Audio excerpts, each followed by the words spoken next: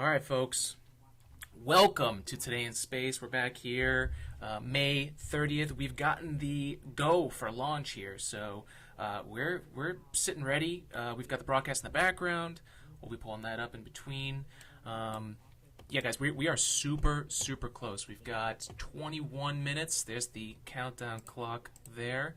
We've got our NASA broadcast here on the window. How are you guys doing? How are you hanging in there? It is an instantaneous launch window, so we pretty much get one shot at this. If there's any holds for any reasons, we will not be able to launch today. And the backup is tomorrow, Sunday, 3 p.m. But we're here to share some things that we've found, that we've learned since the last launch. Some pretty cool things, honestly.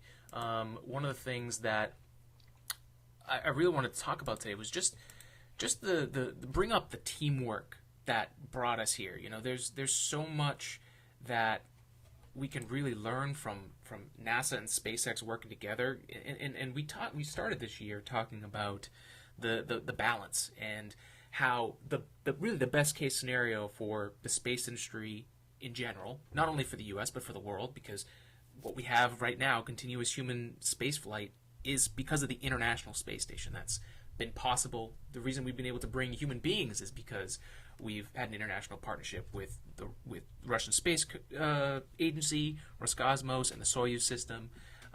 All of that is because of teamwork. So, you know, as crazy and strange and revealing this time of humanity is in 2020, what I'm hoping for is that this is just a small beacon of hope of what can be done,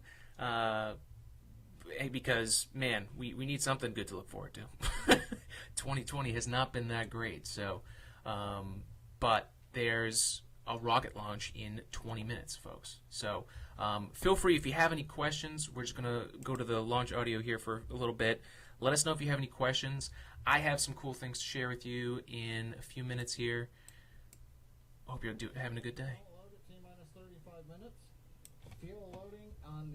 And thank you for joining us today. I do appreciate you taking the time to hang out with us here. We do appreciate you. Continuing, and right now that's a little more than, that's about 60% of the way full. So things are looking good. Second stage is getting ready to begin the liquid oxygen. And then for those just joining, they are fueling the rocket right now. So both astronauts, Bob Behnken and Doug Hurley, are on board. They're in position, and they are fueling the rocket right now. They don't fuel it until the astronauts are on board. And part of the reason for that is because they want to be able to have the ability to escape if anything goes wrong. Because fueling is, you know, you're compressing fuel and your oxidizer together. And if either of those blow, you could cause a spark, and you need to be able to escape. So the Super Draco engines that are located here are what would help us. You can actually see it in the image here, these little pockets here. Right inside there are the Super Draco engines. And the cool thing about the Super Draco engine, you know, if you guys remember the crew escape system for, you know, Saturn V and Space Shuttle, well, not Space Shuttle, but Saturn V was that tall rocket, right, on the top of the spacecraft that would be like here. And it was actually what brought the crew away. It would light by itself. And the Super Draco engines that would do that for the Dragon spacecraft were actually 3D printed. That's how they got them in there, and how they were able to keep this thing so slim and form-fitting. Is they were actually able to build something that wasn't traditionally possible. That's the beauty of what 3D printing offers, especially, and you can see that image here. Do we have that? I just want to make sure you guys can see this. So this is the Super Draco engine here. And so this was only possible due to 3D printing as a manufacturing option. It was the only way to get something this complex as a rocket engine to fit into this area. And in space, it's all about weight. It's all about that form factor and making sure that you are controlling every variable you can, right? So the lighter your rocket, or the tighter you keep it and keep the mass down, the more fuel that you'll be able to use to perform and make moves, so you have more slush room in your launch ability. So these Super Draco engines, these were made from, I believe it was the SLM process. Let's pull this up here so I can read this to y'all. So this one was made, was 3D printed on an EOS metal 3D printer. And so basically they were using an Inconel super alloy for superior strength, ductility, fracture resistance, and a lower variability in material properties. So basically something that's reliable, and they're taking this thing from 20% throttle to 100% throttle, and to be able to do it a bunch of different times. And this was, I remember this, I saw this video the other day, and this is old school SpaceX here from, I want to say like 2015, when they were first talking about Crew Dragon, and they had the Super Draco engine test. I remember seeing those shock diamonds from that thing coming out. Yeah, it's a super powerful engine. Again, 3D printed, and they were doing that over in McGregor, Texas. And this was back when they were just talking about using those to land it on the launch pad when it came back. Obviously, NASA went back and said that's not safe enough. We're not doing that. But this is kind of the magic of what both have brought to the table. You know, how they're able to work together. This balance. SpaceX having this, you know, let's test as many times as we can, as cheaply as we can, so that we can get the best data to move quickly, to solve problems. And we were talking about this morning. Like, that's a really good, it just gives you more things to work with. Instead of saying, you know, hey, we've got, let's just say, $6 billion. We're going to build 3 of these, and they have to work each time. Instead, you know, and working with different contractors, you know, paying a bunch of stuff. Oh, wait, I do want to pause. The president and COO of SpaceX is talking. Gwen Shotwell, she's awesome. Let's listen in. So far in there. Countdown is clean today, just like it was Wednesday. We did clear the weather hurdles sooner than we did on Wednesday. And the only thing we're watching right now is downrange weather and lightning at the staging location. Of course. But we will clear that hurdle at T-minus 7 minutes. Awesome. Great. Very exciting. 7 minutes. Now I'm going to throw it back to 2012 because you were on console for Dragon when it was first making its way to the space station. How does that experience compare to today? So I was nervous then. I stopped getting nervous for launches. Today I'm nervous again. Super nervous. Stomach and throat. Understandable. Hey everybody, how you doing? I'm just checking out the chat. Fantastic day today. I'm really excited. The team is pulled together. It's such a professional operation. When I say team, by the way, I mean SpaceX and NASA. These folks have been working incredibly hard and have done a fantastic job. Yes, and we are all so excited. And we know that you have to get back inside of mission control, but is there anything that you wanted to say before liftoff to NASA and SpaceX? Well, I want to thank NASA, of course, for their generosity and their help with getting to this place. I want to thank all the SpaceXers who have come together to make this moment in history.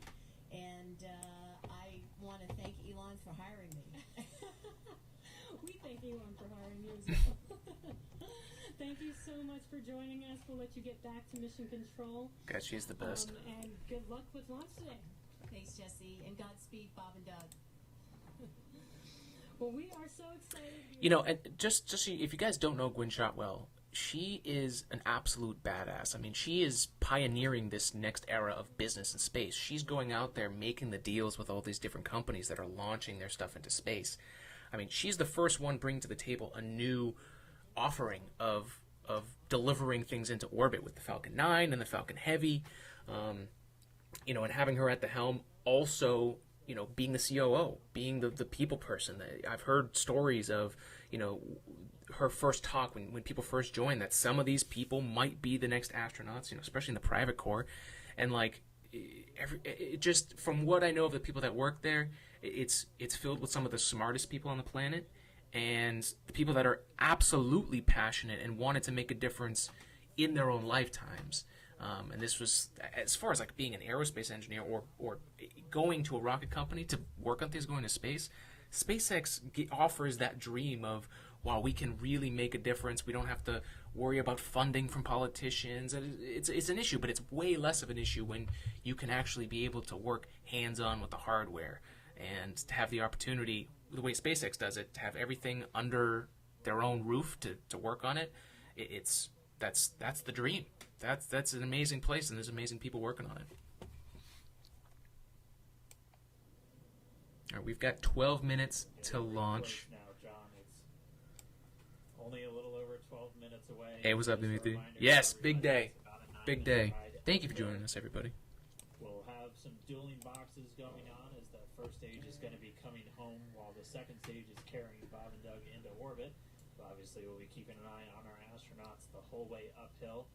Some of the calls that you'll be hearing as there will One of the other things, I talked about the thing that SpaceX brings to the table, and I think the important thing, NASA's balance is really doing something that nobody's ever done before, right? SpaceX is doing something, reusability, which was done by the space shuttle first, but they're kind of tweaking it. They're kind of like the Henry Ford of spacecraft. They're making this thing really usable and affordable, where NASA does things that no one's ever done, like landing rovers on the moon, like sending that helicopter that's going to fly on Mars. Doing the first things. That's what NASA's really good at. And so when they had to take that same approach and do something like Space Launch System, which is this big, audacious thing that's the first time to basically build a rocket that can bring us can send humans throughout the solar system. I mean, that's a massive rocket with many different options to launch, but it doesn't allow them to compete at the speed that funding is available, right? So every 4 years, basically, there's a chance that the whole space agency could get shaken up and they're going to do something different.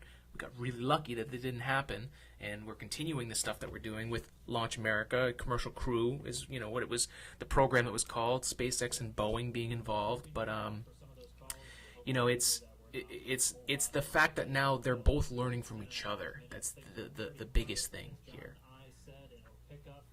Yes. Question from Rick: how long will the astronauts be on the space station? That's a very good question, Rick. So the actual length of the mission from at least from the last broadcast, last time I heard, it's kind of indefinite. So it's a test flight. So this is a very, even though it's awesome we're sending astronauts and it's a first launch again, this is the first time it's ever been flown. So everything is kind of theoretical right now. So it's supposed to, I think they mentioned 120 days on the broadcast. That's what they're reaching for. That's what a lot of the things, especially I think it was the solar panels they were talking about, are rated for 114 days. Don't quote me on that, but it's around that mark. And so if they get to a point, and the administrator Jim Bryancy mentioned this in the interview on Wednesday, if it looks good, they may go longer. So they have the things that they're going to do. They're going to be doing spacewalks and EVAs, extravehicular activities, aka a spacewalk, on the space station. So they have a lot of things they're going to do, and obviously there's a ton to learn from the spacecraft itself. So that's about 120 days is what we're looking at. So again, that voice that's going to be talking to Bob and Doug throughout their mission from right here in Hawthorne. Just offering a few quick words. The crew to confirm that crew displays are configured for launch. We are coming up on 9 minutes. Oh man, we're close, folks. We're close, and I mean, this is how crazy this kind of thing is. I don't remember. I don't think I said it during the broadcast, but they were mentioning earlier that the last space shuttle mission, Doug Hurley, he's the first astronaut you see on the screen here. Bob Behnken further down in the second seat on the Crew Dragon. Doug Hurley, the first astronaut, he was on the last mission. It was 5 times scrubbed before it launched on STS-135. So they launched on that 6th time. So it's that time of year in Florida. I mean, Florida's tropical climate. They basically said, okay, we're comfortable. Like Wednesday's scrub, even though it was a scrub and they didn't launch, that was a huge pivotal moment for SpaceX because they were able to put humans on board, fuel the rocket, get the fuel off, get the astronauts off safely. And then they've been on time today. They were ahead of schedule loading the crew on board. So it's really amazing. And one of the things people may ask is, why Bob and Doug? Why are these two astronauts the ones on this mission? And a big thing that Bob and Doug did, because of their experience with Space Shuttle and all the, Space Shuttle's been around 70s through the 2000s. That's a long time with a lot. They had it down pat of what was good for human beings. They learned through the disasters, and there was only 2 throughout 135 missions, right, of the space transport system, the space shuttle. So these two astronauts were kind of like our SpaceX's and America's return. They're kind of like the shepherds of what's good for launching human beings. So they were the ones that trained SpaceX and everybody else involved to get us there. And so they obviously get the honor of being the first ones. And they're both test pilots, from what I understand. And this is what they make a living doing. So they're super excited. I mean, this is a dream to fly the vehicle for the first time. This is what they live for. So they couldn't be any better, the crew, to do that. And there's also veterans for when Boeing's Starliner launches. We have veterans on there from the Space Shuttle days that are going to be launching. And this is so cool that these astronauts, 2011, when it retired, everyone was looking around going like, what are we going to do? They were talking about it, Bob Cabana, the director, who had a chance to meet, a really nice guy. He was mentioning that the space shuttle landed on Thursday, and about 2,000 contractors got a pink slip the next day, and they didn't have work. So when you feel the angst in the early episodes of this podcast, it's because it's a reflection of what the industry was. The industry died that day. The whole industry was based around the space shuttle. It disappears, and so that's where all the work went. And then all the companies that were building themselves to launch stuff to test in orbit, whether it's new drugs that can only be developed in the microgravity of space, or delivering things into orbit, satellites, all of these things kind of drifted into nothingness. So it's amazing. That's why this LaunchAmerica is such an important thing, and it'll fizzle out. It'll slowly become the Commercial Crew Program and Artemis eventually. There was definitely some people upset with the fact that it was called LaunchAmerica. I think because other countries feeling that they can't get involved. But the reason it's LaunchAmerica is because it's America's ability. We kind of did it to ourselves. So this is just a reignition of what we can do. And the good thing about the parallel the universe that we live in right now is that space is an international partnership. That is how they've set it up. So we have a really good footing to move in the future as this develops. And one of the things that I do want to talk about, again, if you have any questions, please leave them in the comments below. We've got just under 5 minutes, which is amazing, crazy. Now, the Falcon 9, the rocket that you see here on the screen, that has proven itself to be a term that I used to have a hard time with, which was flight ready, flight reliable. Because back in 2011, back when the space shuttle ended, there was still a lot of anxiety of losing human life. So nothing launched unless it had gone through so much paperwork to be proven that it could actually be used in space, which kind of delayed things from getting developed. It was not the right approach. And the Falcon 9 has now gotten to this point where it is not only the first rocket to land itself and be reused, but it's shown itself to be completely reliable in the mission success, right? Because if you can land a rocket, great, whatever. But if it doesn't deliver the payload, what's the use? And it's sent not only the Dragon capsule to the International Space Station, but plenty of other things into orbit, payloads, satellites, things for other customers. 85 successful missions launching into space out of, I believe it was 87 total. So very, very high reliability for the Falcon 9. And then basically the Crew Dragon that's on top, that is our test vehicle. But we should expect, I haven't heard anything about the Falcon 9 not landing today, so we may even get that as well. But of course, the most important thing is the mission, which is sending the astronauts. So we've got about 3 minutes left, folks. 3 minutes. We're gonna start transitioning over here to full screen, so we can get that. Again, feel free to leave your comments. We're here for you. Thanks for joining us. LaunchAmerica, people.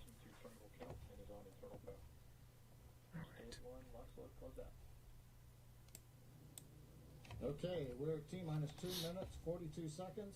Stage 1 LOX load is closed out. Stage 2 will continue to load for about another half a minute or so. Once we get... So, stage 1, folks, is the bottom half of this rocket. This has been fueled. Stage 2 right here, right underneath the Crew Dragon. That is what's fueling right now. So filled here, and now we're filling here. So it's just internal power. At a certain point, the rocket does take over. How long will it take to get to the space station? Great question, Cindy. So it's going to be actually a really long trip for these astronauts to go into orbit. They're actually expected to sleep, I think it's 8 hours on the trip. I think it's 19 hours total after going on the launch pad. And they're required to sleep 8 hours so that they're good and rested, so that they get the docking to the ISS, which is obviously the most tricky part after getting into space. So that can happen, and they got their wits about them. So that's because of the orbit that they're taking to get there, right? Yes. So they basically the International Space Station is moving 17,500 miles per hour around the planet, and so they have to get to the same speed and then the same orbital height as the International Space Station. Dimitri, what's your question here? What has caused so much time to pass since the last time a space program performed a mission like this? Great question. I'll try and do it in under a minute here while getting changed over. It's been a long road because we retired the space shuttle in 2011. And since then, we didn't have an ability to launch human beings into orbit. We had our Russian partners with the Soyuz system that did that, but I think it was $80 million a seat per astronaut, so that's very expensive. And sending one rocket is obviously with SpaceX is much cheaper since they reuse them. All right, let's go. We're 40 seconds, folks. This is very close to happening. All right, they go for launch. T-minus 30 seconds. T-minus 30. Holy moly. Here we go. 24, folks. Woo!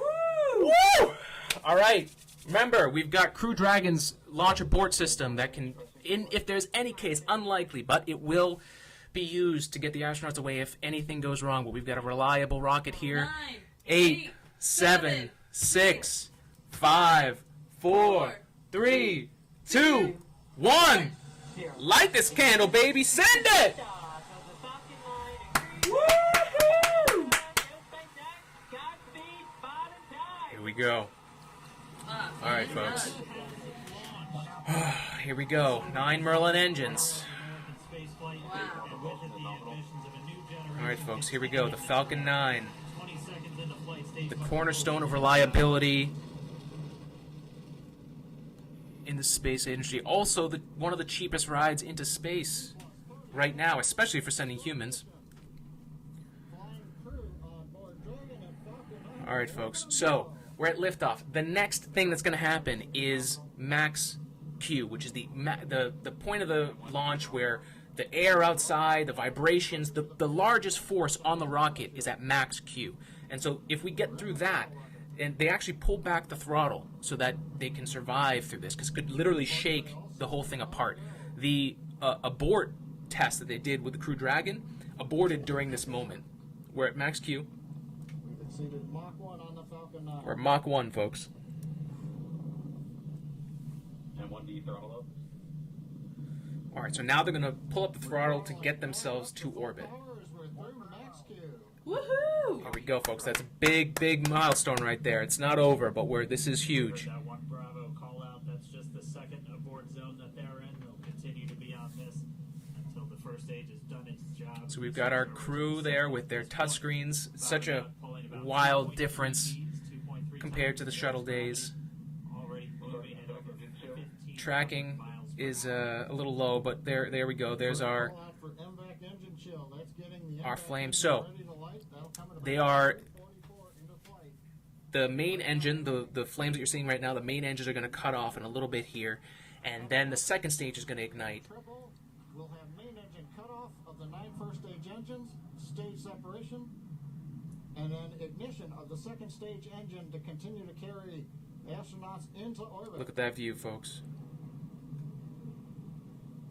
Coming up in That's a about Cape 20 Canaveral seconds. right there. And 1D throttle down. All right. We're about 2 minutes, 25 seconds at the launch. We're about to have the main engine cut off.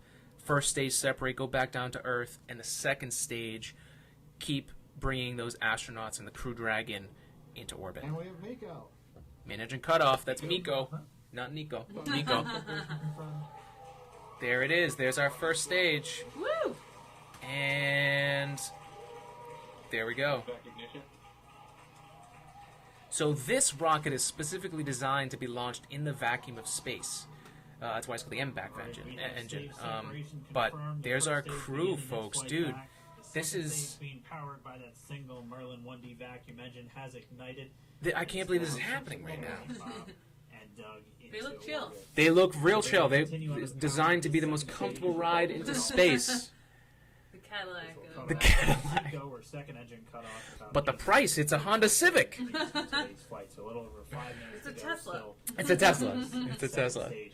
We heard the call out to Alpha, so they're now Yeah, in the launch one of the other course things on about the carrier touchscreen brings Leland Melvin, one of the astronauts from the space shuttle era, great guy.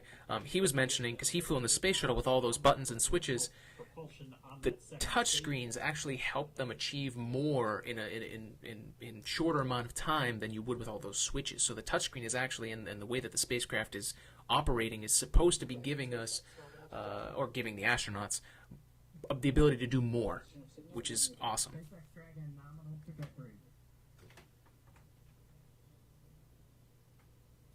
right, here in nominal trajectory, so Dragon pointed in the right direction, continuing to make. Oh my! They're so chill. I mean, this is these are military men. They have their mission. They're test pilots, so I mean, I'm sure their nerves are crazy, but yeah, they make it look so easy. It is, man. Martin, I'm glad you're on, man. Hope you're doing well. All right, folks. So this is all right. So we are second stage is bringing them closer into orbit. What they're trying to do is the space station's going 17,500 miles per hour around the planet. I know it always looks like it's standing still, but that's because there's something at the same speed looking at it whenever we look back down at Earth at it. Any of those images was like a space shuttle looking down at it as it was docking. So they need to get to that speed. They're only at 9,400 kilometers per hour right now, and they're only at 190 kilometers. I'm not in altitude. I don't know the actual altitude off the top of my head, but basically what they're going to do is get to the point where they're going to do a burn to enter the orbit they need to be in, which they'll continue to do. The entry burn, the first stage, is actually coming down. So we're going to have the entry burn for the first stage. You can see on the right there. I don't know if it's visible in the screen. I think it is. But you can see on the right side we have the Falcon 9. That's the first stage, and we're looking down to the planet Earth. And what they're doing is they're getting the rocket to, you launched it up, went back, and then eventually it has to return back and position itself so that it can be level to the planet. This reentry burn is gonna slow its speed so that it can get to the point where it can actually try and land. And we are seeing a landing burn here, which means we're going to see the first stage land, and we're going to get astronauts into space, which is an absolute treat. And weirdly enough, landing a first stage rocket has kind of become routine, which bums me out, but I'm going to enjoy them still. I think they're wild that it even happens. I mean, literally, when the space shuttle was retired and SpaceX was working on this technology, some of the most esteemed experts and people that were the greatest minds didn't think that having the ability to have reusable rockets was even possible. It was a waste of time, too much money, you'd never get it right. And that's the magical thing about science, is with enough time, with enough data, and at a certain point, if you do what you're supposed to do to proof out, eventually the evidence speaks for itself, and the mindset changes. And that's what SpaceX has done. They've just in reusability. I mean, you see all these other companies now changing their approach to this reusable approach because you just can't compete with the cost. It's like flying an airplane from Boston to Los Angeles and just leaving it. You're done. That's it. I'm done with the plane. Like, that would be an expensive ticket. This allows them to do 4-5 launches on basically the same amount of money. It's way cheaper for someone to launch it to space. That's what we need. There's our entry burn. You can see first stage is slowing itself back down, and those grid fins that you see right there, those are as it enters the atmosphere, goes out from the vacuum of space, and it encounters more and more particles of air, it's going to need to, well, it's going to want to twist and turn, and those grid fins are going to actuate to keep the rocket in the right position for its momentum, so that at the last moment they do a landing burn, the legs deploy, and it lands. I think, based on the position of this is going to land in the middle of the ocean, but on a drone ship, but I haven't looked that up, so we'll see. We got cloud coverage. We'll see in a second here. A few seconds of each other. Let's listen in. Such a cool view on your left screen, seeing Bob and Doug on Dragon. Yeah, it's. Now you can see I the agree. displays that they are seeing right now themselves. And back to Alpha. All right, we're entering the clouds with the first stage on the right there. 25 seconds or so away from Seco. And this is going to happen real fast. So Seco, that's second engine, the second stage engine cut off. So that's the engine that's been bringing them up further into that orbit. That is going to cut off here in just a second. So that just means they're in their final abort zones if they were to abort. And then that engine's going to cut down. Be in abort to orbit or to land off the coast of Ireland, standing by Ooh. for Stage 1 line up start. confirmation. Not a bad place to land. Yeah, take me with you. And back to down. Stage 1 line up. All right, so second engine has now cut down. Look at all the staff, man. It's crazy time. All right, so we're on the autonomous drone ship today. So we're. I will say the landing burn is happening right now. We're going to start seeing it's going to start getting bright, and then it's going to land. It's going to happen very, very quickly here. What you're seeing on your screen Here we is go. a drone ship. It may cut out from the vibrations. First stage will be coming down. Looks like we lost that live view. The drone ship is called Of Course I Still Love You. That landing shortly here. There it is, folks! You can see on this Yeah. Falcon 9, first stage has landed. This is the Did it again. to carry humans to orbit. So very That exciting is for us. such a crazy statistic. Folks, the first rocket to send American human beings into orbit again was reused. It's reusable. They could potentially launch human beings on the same rocket again. I think about the flight heritages and the history that could happen when we've got different blocks of Falcon 9s that have history. They already do. It's wild. Next step, they're going to be deploying the Dragon spacecraft away from the second engine. The plush Beanie Baby you see there, that a bunch of people thought it was a bong online. jeez. No, they were not smoking marijuana on the Dragon spacecraft. That is a teeny baby. It's a plush toy, which I'm sure which actually apparently is sold out already on Amazon. It was sold out on Wednesday, yeah. They have kids, right? They do. They both do. And they're both married to astronauts.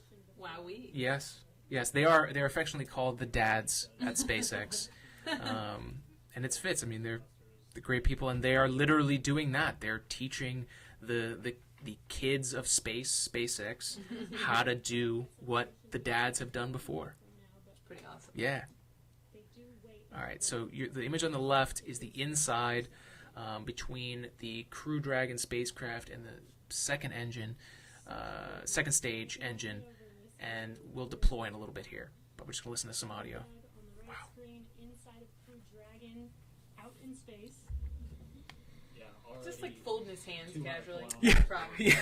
Just chilling. A little over 124 miles. Good old Commander Bob. That's 2,700 Chilling. meters, 27,000 meters per second, Wow, or about 16,000 miles per hour. this is crazy.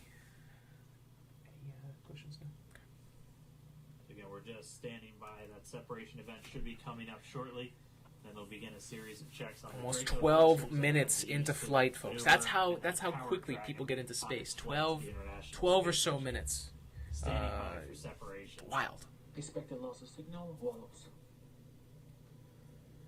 Sounds All like right. we had an expected LOS loss of signal with one of the ground stations.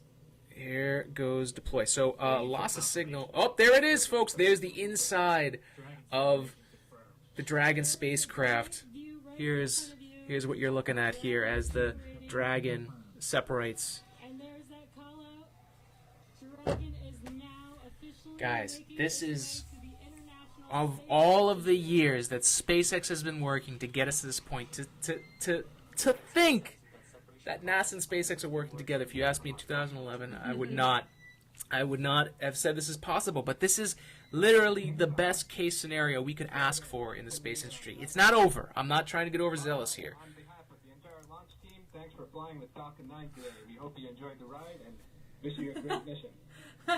Woo! That's awesome. Thanks, Bala. Congratulations to you and the F9 team for the first human ride for Falcon 9, and it was incredible. Appreciate all the hard work, and thanks for the great ride to space. Woo! Bala, I'd like to be proud of you guys and the rest of the team. Thank you so much for what you've done for us today, putting America back into low Earth orbit from the Florida coast. Gabriel, good luck. Godspeed. Dude, John, great point. Another thing that SpaceX has provided to the space industry is next level visuals. I mean, the camera work by the SpaceX team, even just the whole dynamic of producing a space launch. They've done such a great idea. Like even something subtle, like the bottom of this screen. I've watched them develop even the visuals of this. That on the bottom is literally just a timeline of the mission, which you never had before. You never really had a visual indication. You kind of had to know, where now they're slowly giving us information so that even if you're not super involved in space, you can pick on these little things and just know at a glance what's going on. I mean, it's so many good things that they've helped bring to the space industry. And again, thank goodness for NASA for being what we all want them to be, and what what NASA is, which is a bunch of scientists and engineers, some of the smartest people in the world, putting aside anything that might be, some kind of, what's the word I'm looking for? Not bias, but and of course, after meeting some of the competition, but pride. Pride is the word I'm looking for. Being like, no, this is the way we've got to do it. Saying, you know what, you guys are doing it better than we are. Let's adjust. And they're even doing that in the way that they're approaching business. I mean, NASA's Kennedy Space Center is being primed to be a multi-user spaceport. So private industries, different countries, not just government operations, but anybody who wants to go to space. The Kennedy Space Center is going to be this port that we can do that, and it's a mixture of a Air Force base and a national wildlife preserve. Like it's crazy. They've got alligators and snakes and everything you could, turtles. People drive by turtles on their way to work at Kennedy Space Center. I mean, it's such a crazy. I'm so glad that this is happening now, and that we didn't lose. It didn't get to the point where they had to shut down Kennedy Space Center, or this is amazing. Using those touchscreen displays to take control and manually pilot Dragon. We'll walk you through what that's going to look like. And those gloves, those astronaut gloves, are made so that you can't get through the touchscreen. And everyone who's tried, in the winter, especially up in New England, trying to do your phone with the gloves on, don't worry, they have that capacitive touch where they're actually able to get the touchscreen to work. So you don't have to be worried about tapping that screen. I mean, this is a day. This is a historical day. This is us kicking off that. It's such a stark difference. Is usually at these SpaceX launches, there's usually in the background here where you see the opening, they invite people to watch, friends, family, co-workers. And of course, with COVID, we've got that is not happening. So the usual cheers that you hear at these events with SpaceX, it's not there. It's a little weird, but we're here, folks. We successfully have launched them into orbit. The mission's not over. They still need to send our astronauts to the International Space Station and dock, but let's listen in a little bit here. Man, we're going to be back here on Sunday, but we did it, and the room cleared out. Everybody was outside watching, and inside the lights were shaking, the cameras were shaking. Lauren came back in with tears in her eyes. They do look super futuristic, and I love that they do kind of look like F1 suits. It would be really hilarious if they did start getting sponsors. That could happen with private space corps of astronauts. I'm not sure if they call them astronauts at that point. They could pick another name, but yeah, Sick to get funded, sponsored to go to space. I like it. I like it. American soil, showing you what Americans can do when we come together as a team and blast Doug and Bob off to the cosmos. This is what it's all about, and their families and everyone is working together to take them up to space safely. So I don't know what to say. That rocket fuel is still in my veins, and I want to go get on the rocket. It's too late now. Maybe the next one. God, folks, this is a crazy time that we live in, a wild time that we live in. Demo 2, the first crewed launch. Let's see who they have here. A chorus of applause has been happening from the beginning of launch and throughout the various stages. I have to say, NASA has really evolved in their broadcast. I mean, to think about the amount of change and progress that they've made themselves is so wild. Oh, we've got NASA Administrator Jim Bridenstine. America's back, launching human astronauts again. Tell me how you feel about that, and tell me about the He's launch. critical So this has been a long to where we time are today. coming. It's been 9 years since we've launched American astronauts on American rockets from American soil, and now it's done. We have done it. It's been way too long. I want to give a lot of credit to Charlie Bolden. This man has worked his ass off for us to get back to this point. Hard for this program at a time when it didn't get any support in Congress. We now have an administration that is fully supportive of our spaceflight initiatives, not just on the exploration, discovery, going to the moon, onto Mars, but also from a Space Force perspective. Our budgets are going up, things are strong, and today was just just an amazing day. You know, one of the things the president did right out of the gate when he became president is he created What did I do? the National Space Council. And he put Space the vice Council. president as chairman of the National Space I didn't want Council. anything On to the do with National it. Space Council, you've got the Secretary of Defense and the Secretary of State and the Secretary of Commerce, the Secretary of Transportation, the Secretary of Education. Oh my goodness, yeah. So Kevin, I completely agree. How you doing, man? He was talking about basically not sleeping at all. Elon Musk, the amount of stress that the SpaceX team and Elon Musk has had. I mean, yeah, it's the first time they're doing this. This is a huge thing for them, and yeah, it's super stressful. But I know those guys have been working non-stop to make this possible. Thank you, Rick. Yeah, dude, this is wow. But I will also tell you, I am not going to celebrate until Bob and Doug are home safely. Yep. Tomorrow they're going to dock to the International Space Station. Tonight I'm heading to Houston to be at the Johnson Space Center when that happens. So it's a bit of a relief. The nose cone is now open.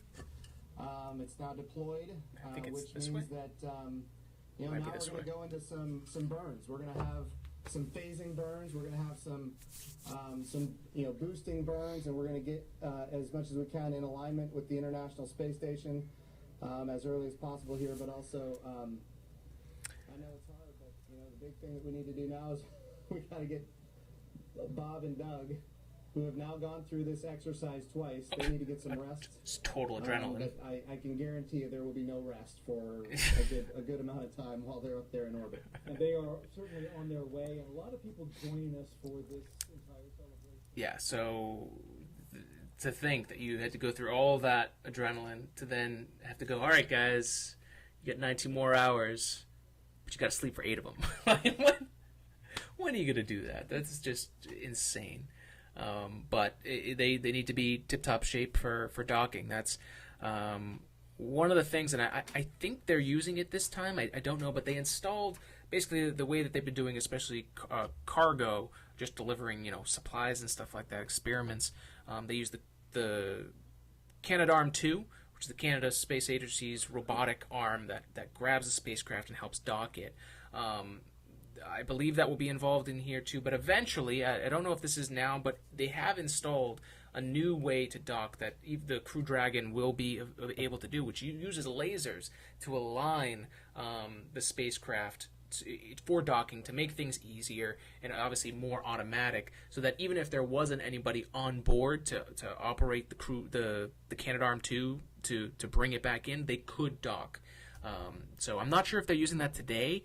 I know both Starliner and Crew Dragon will use it, but that is something for the future. and just to make this all better. And you can imagine once we start going to having a station around the moon and then around Mars at some point, that kind of technology will be used so that obviously we may not, for the first one, have anybody on board those stations. We could bring people and dock without needing all the extra help on the other side of that hatch.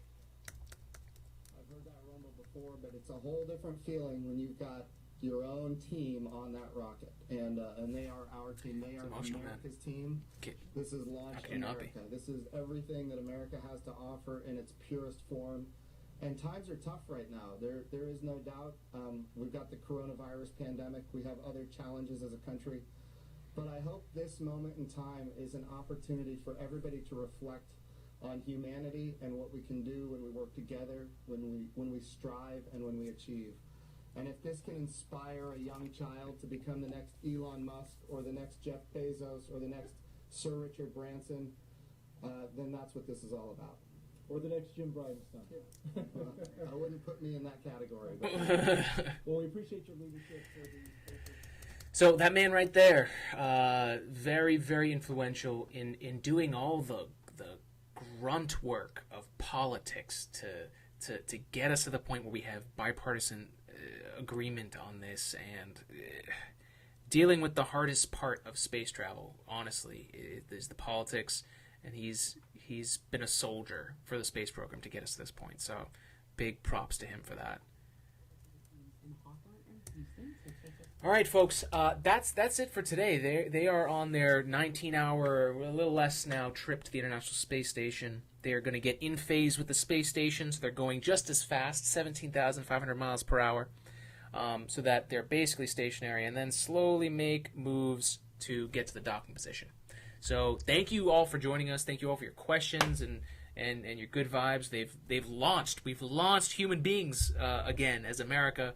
We no longer need to pay $80 million per seat to just send one astronaut. We can do it ourselves and recover the first stage to use it again. So these are fascinating times.